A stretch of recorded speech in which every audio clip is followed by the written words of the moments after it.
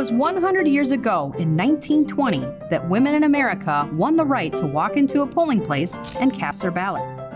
Granted, women were trying to gain the right to vote long before that.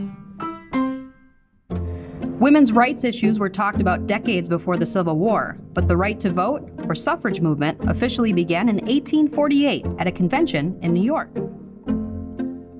For the next 72 years, leaders of the movement like Susan B. Anthony and Elizabeth Cady Stanton would circulate petitions, protest, and Anthony even wrote a constitutional amendment that was presented in Congress, but rejected. In 1873, Susan B. Anthony cast her ballot for Ulysses S. Grant in the presidential election and was arrested, indicted, tried, and convicted for voting illegally in Rochester, New York. Despite that, she dedicated her life to the cause of women's equality and would die in 1906, never seeing it happen. Though President Woodrow Wilson supported suffrage on the state level, he opposed the federal amendment, so women turned their protest to the White House. They wore distinctive purple, white, and gold sashes and held signs with slogans like, "Mr. President, how long must we wait for liberty?" As the U.S. entered World War I, many people began viewing the protests as unpatriotic. The women endured verbal and physical attacks from the public. President Wilson even wrote a letter saying they seemed bent on making their cause as obnoxious as possible.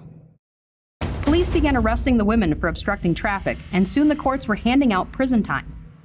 Alice Paul, the leader of the National American Women's Suffrage Association in D.C., was arrested while picketing and sent to prison for 7 months, where she organized a hunger strike in protest.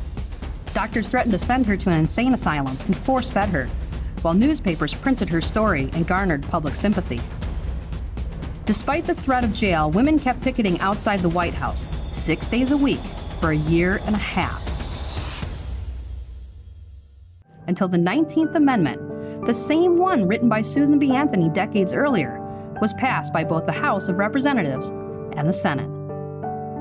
The 19th Amendment states, "The rights of citizens of the United States to vote shall not be denied or abridged by the United States or by any state on account of sex."